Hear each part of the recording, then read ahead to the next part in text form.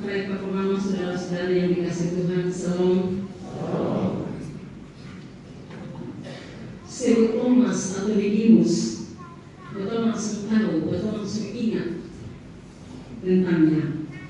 Itu karena apa? Karena Thomas ini hadir dengan sikap skeptis, penuh dengan keraguan akan kebangkitan Yesus, sekalipun murid-murid yang lain ini sudah tahu, sudah saksikan tentang apa yang terjadi, bahwa Yesus bangkit dan hidup.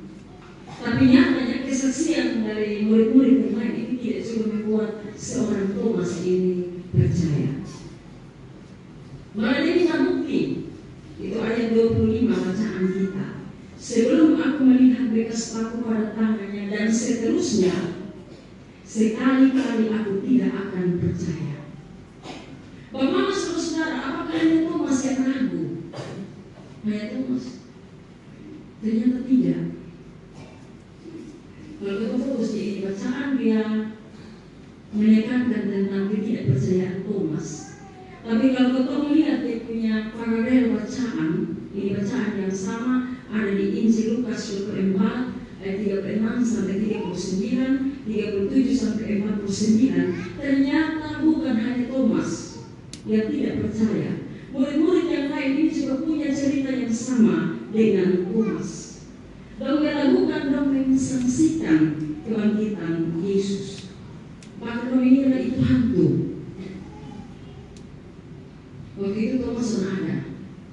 Nanti 8 hari kemudian baru Thomas ada bersama-sama dengan para murid ketika Tuhan Yesus kembali menampakkan diri. Ayat 26 bacaan kita. Sekali lagi tidak hanya Thomas, tapi juga murid-murid yang lain tidak percaya menyaksikan tentang kebangkitan Yesus. Dan untuk para murid dan untuk juga Thomas, Tuhan Yesus merespon ketidakpercayaan mereka dengan satu tindakan yang mirip, ya, bahkan dibilang sama. Apa respon Tuhan Yesus? Apa tindakan Tuhan Yesus terhadap keraguan, terhadap ketidakpercayaan para murid dan juga Thomas? Pertama, respon Tuhan Yesus kepada para murid dalam penampakan yang pertama kepada para murid dan Thomas yang ada. Injil Lukas mencatat Tuhan Yesus bilang begini, bersama lihat dekatan tangan, bersama lihat dekatan kaki, ini beta, mari kuraba coba, supaya bisa tahu ini hantu atau bukan. Apakah murid-murid percaya? Belum percaya. Ayat 41 bacaan kita, maaf, Lukas 24 ayat 41, bacaan paralel mengatakan bahwa mereka belum percaya.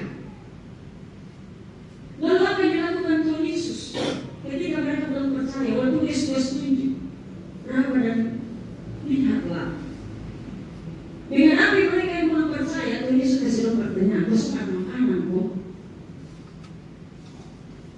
Lalu setelah ada seorang murid, dia bawa sepotong ikan goreng dan Tuhan Yesus memakannya. Itu tidak ada hantu yang bisa makan ikan goreng.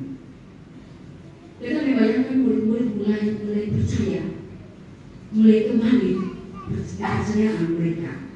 Apakah Tuhan Yesus berhenti dimakan ikan goreng? Tidak. Kalau Injil Lukas kita membaca pasal 4, Tuhan Yesus mulai tukar pikiran dengan firman Tuhan, menjelaskan isi kitab suci. Tuhan kunci mereka dengan firman Tuhan. Itu penampakan Tuhan Yesus kepada murid-muridnya, respon Tuhan Yesus, di mana Thomas itu belum ada. Nanti datang bacaan kita 8 hari kemudian, penampakan Tuhan Yesus kepada murid-muridnya dan situ Thomas ada. Pernyataan dan perintah Tuhan Yesus yang sama Tuhan perkatakan kepada Thomas, yang sudah percaya bahkan meminta bukti. Tuhan bilang di Thomas, Thomas, lu kan lu mencari, lu lihat dekat tangan, ulurkan tanganmu dan cucukkanlah di dalam lambungku. Tuhan, kalau kita cermati di firman Tuhan, kita dapati respon Tuhan Yesus, diikuti dengan tindakan Tuhan Yesus.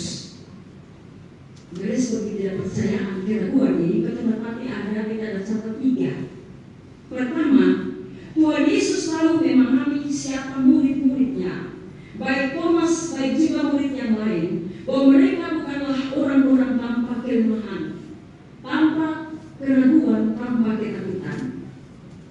Bahwa bacaan kita hanya merupakan salah satu cerita dari berbagai cerita tentang apa? Tentang kelemahan, tentang kekurangan, keterbatasan dari masing-masing murid. Masing-masing itu ada di lebe, tapi ada di kurang. Dan bukan murid-murid yang sempurna. Dan bukan murid-murid yang harus dengan firman kemudian dong ingat, pegang dan melakukan. Sebab nyatanya pesan Tuhan Yesus bahwa dia akan mati dan bangkit pada hari ketiga itu buyar. Terus ingat lagi, ketika ketakutan itu datang, malah terkunci diri, tutup pintu rapat-rapat, bersembunyi. Sekali lagi yang pertama, Tuhan tahu kelemahan para muridnya. Karena itu yang kedua, menjadi catatan kita yang kedua, kehadiran Tuhan di tengah-tengah mereka. Penampakannya kepada Thomas dan murid-muridnya adalah untuk apa? Untuk memulihkan iman percaya mereka. Tuhan kembali membaharui iman mereka. Tuhan sehari dan kemudian mengobrol dengan Thomas, menghakimi Thomas. Wah, itu adalah saudara. Saudara pasti saudara begini tuh. Orang lain sudah percaya tapi lu belum percaya. Tidak. Kalau ketemu baca pembaruan dan pemulihan kepada Thomas, kepada para murid dilakukan Tuhan Yesus dalam bingkai tindakan penuh kasih dan kelembutan. Kita ada catat 3 tindakan bertahap dari Tuhan Yesus untuk memulihkan baik murid-murid dan juga Thomas.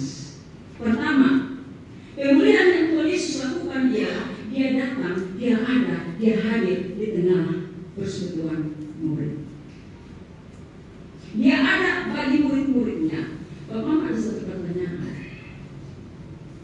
Ada waktu 8 hari, tentang 8 hari ini, bisa saja Tuhan Yesus langsung menampakkan diri kepada Thomas sendiri-sendiri. Tapi kenapa Tuhan Yesus kembali tunggu Thomas ada di tengah-tengah persekutuan, baru Tuhan Yesus menampakkan diri. Kita dapat 2 sisi, Bapak Mama. Pertama, Tuhan Yesus mau kasih tahu ketika dia tampil di persekutuan dan Thomas ada, dia mau kasih tahu bahwa semua yang ada di sini punya kelemahan. Yang waktu lalu murid-muridlah yang lemah iman, tidak percaya, meragukan kebangkitan Yesus. Tapi sekarang kosong melawan Thomas. Yang berikut, Tuhan Yesus menampakkan diri di tengah-tengah persekutuan, hadir di tengah-tengah persekutuan. Tuhan Yesus mau kasih tahu juga bahwa persekutuan itu menjadi tempat terbaik untuk saling menguatkan iman yang lemah. Persekutuan menjadi tempat terbaik untuk saling mengampuni, saling memulihkan hati yang terluka, saling menerima satu dengan yang lain pun kelemahan.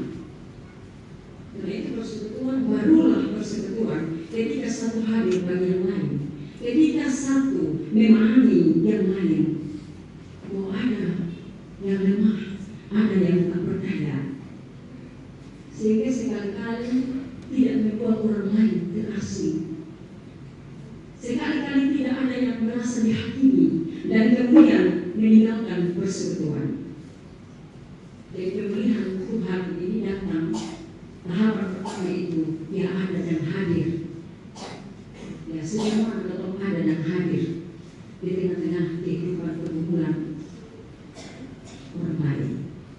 Yang kedua, pemulihan itu Tuhan beri bagi mereka. Tahapan kedua ialah dia menyapa mereka, sapaan damai sejahtera bagimu. Ini bukan sekedar sapaan biasa. Bahasa Ibrani bilang irene. Ya. Sapaan ini damai sejahtera bagimu, mampu mengisi ruang terkunci yang saat itu tertutup rapat dengan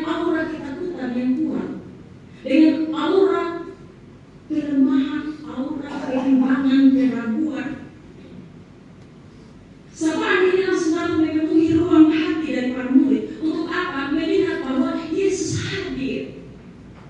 Melihat bahwa Yesus ada di tengah-tengah mereka. Sumber dari sejahtera itu ada. Dia bangkit dan hidup. Dia ada di tengah-tengah persekutuan mereka. Dan kemudian mengangkat, melepaskan mereka dari rasa apa? Dari takut, bimbang, ragu. Berubah menjadi sukacita dan damai sejahtera. Jadi menyapa Bapak untuk selalu tiap hari untuk ngomong itu sebenarnya tidak sekedar sapaan yang kemudian ya hanya asal mengucapkan, tidak. Untuk masuk orang tua selalu itu tuh membawa damai sejahtera. Karena itu masuk orang tua untuk langsung tahu dia dalam keadaan apa, seperti apa. Dia sapaan mampu menolong, memulihkan orang lain, memberkati orang lain. Amin kok.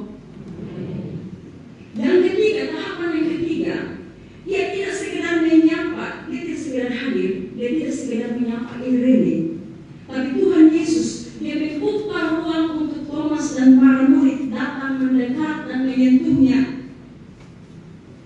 Ketika Tuhan bilang kau lihat, kau datang mau apa? Ini dia buka tangan. Dia membuka diri untuk disentuh.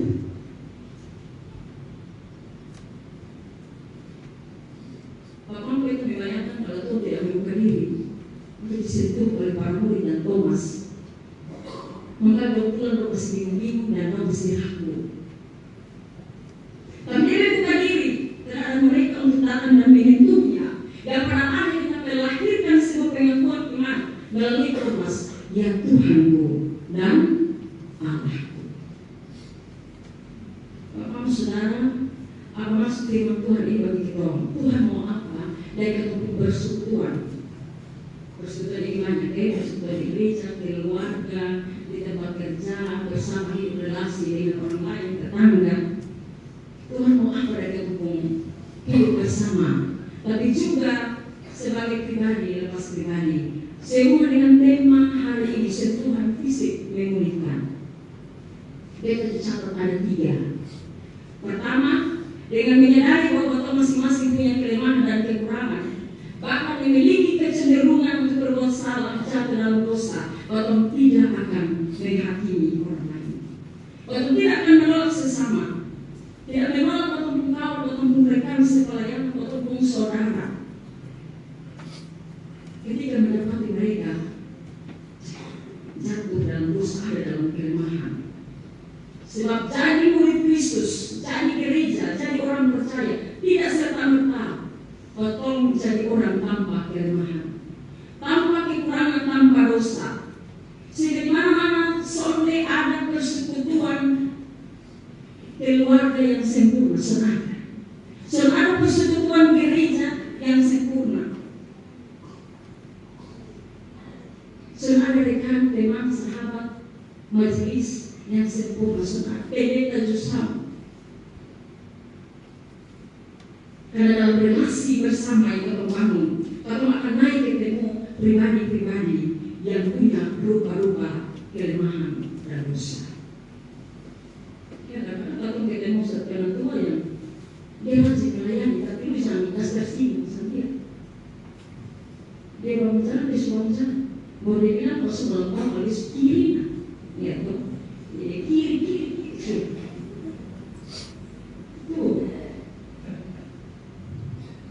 Jangan heran ketika kita dapat dengar bahwa ada majelis yang diurus soal rumah tangga.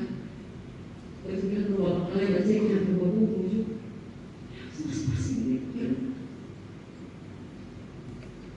Sehingga yang kedua, catatan yang kedua untuk kita bawa pulang, waktu teladani Tuhan Yesus tindakan terhadap Thomas dan para murid. Mari betul bantu. Mari betul tolong mereka yang ada dalam kelemahan iman. Entah kelemahan itu karena persoalan dalam rumah tangga, karena ekonomi, karena hubungan suami istri yang mengalami keretakan, kelemahan iman karena sakit penyakit, kelemahan iman karena kebencian dan kedengkian yang kemudian merusak kasih persaudaraan, kelemahan iman karena berhubungan dengan pekerjaan, ketidakadilan, dan lain sebagainya. Tolong bantu Anda tidak dari dia gereja Tuhan, tolong ambil untuk kembali berdiri, kembali dan pulih.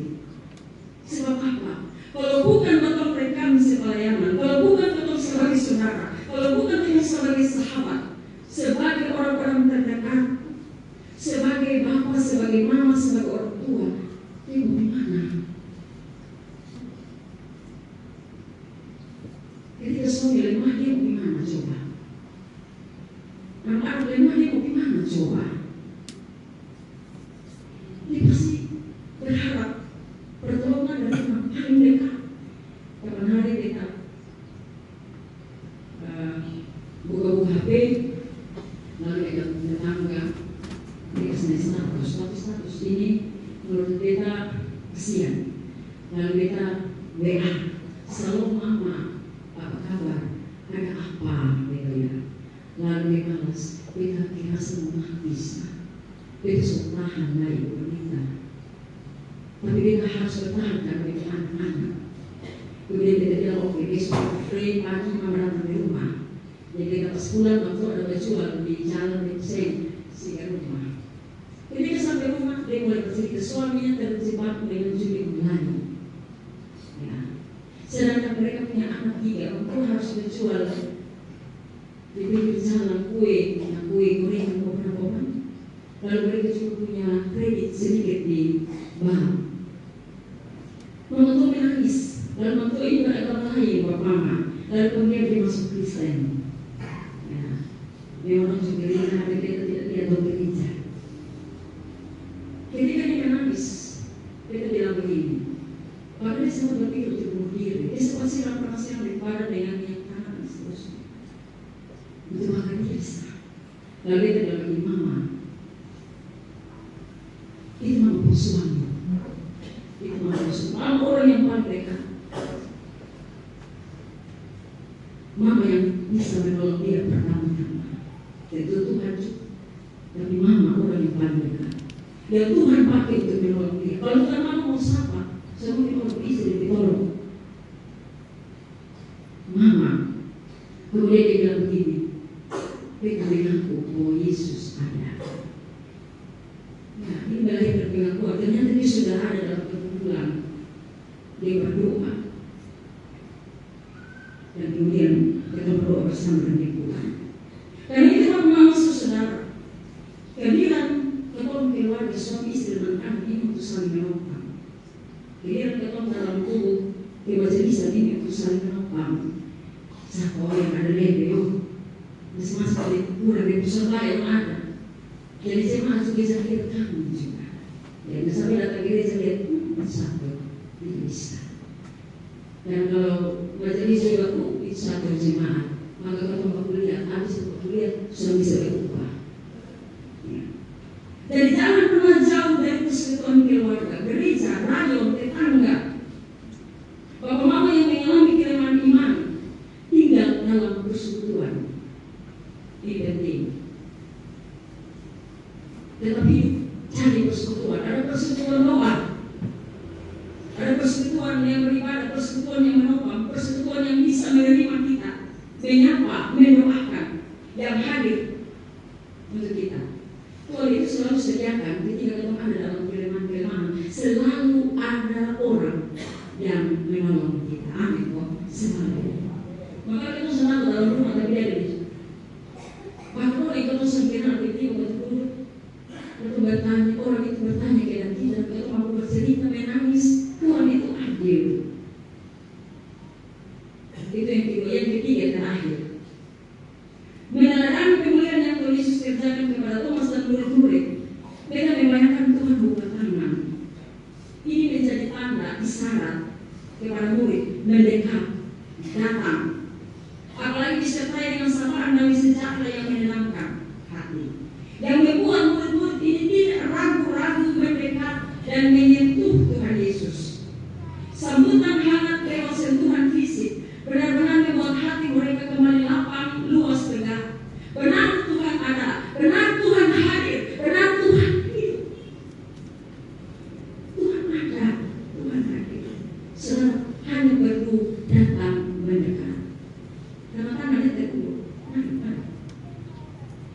Yang bikin ketemu ini betul yang mau jauh. Itu yang mau jauh. Akhirnya apa? Sulaiman tak berdaya, tambahnya berosok dalam lubang. Mungkin keluar susah. Beri diri, bawa diri, datang mendekat kepada Tuhan. Untuk apa? Tuhan pulihkan. Dan kehadiran Tuhan itu datang lewat apa? Lewat saudara seimanmu. bisa datang lewat majelismu, lewat suamimu, lewat ayahmu, lewat saudaramu. Selalu ada orang-orang yang akan memberi bahu mereka untuk selalu bersandar, memberikan tangan untuk merangkul, memeluk, mengelus, mengusap kepalamu, bahkan menumpangkan tangan dan mendoakanmu.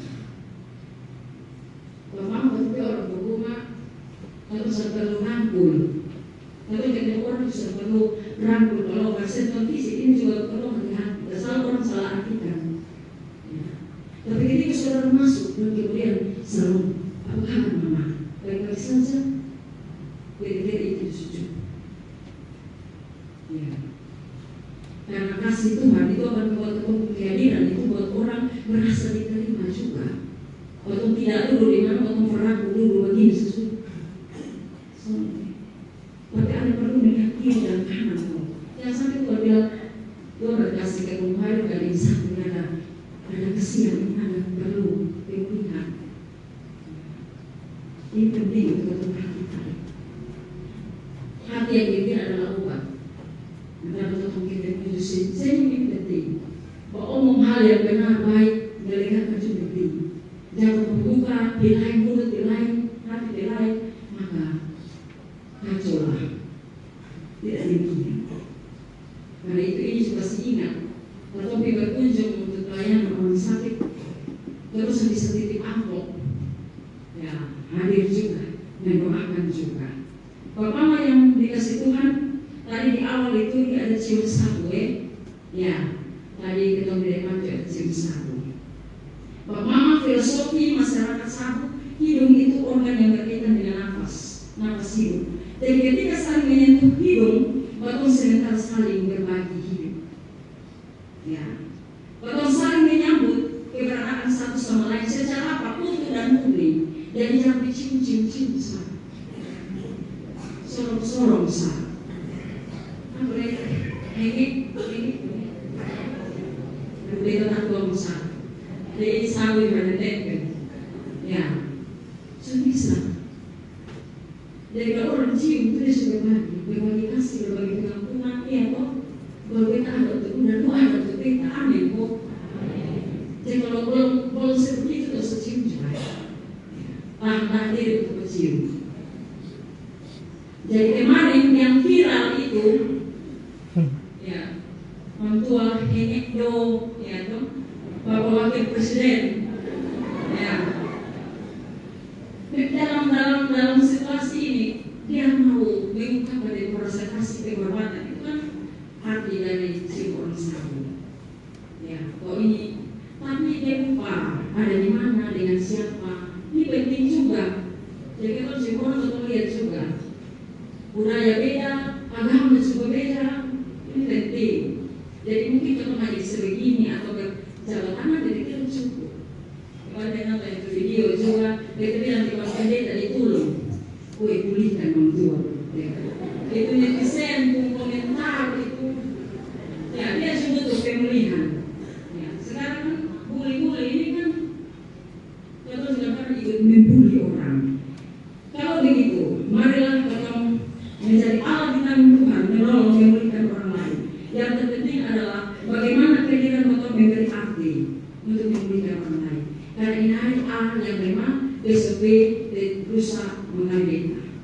Maka bermaafkan saudara. Tuhan menolong dengan firman-Nya. Amin.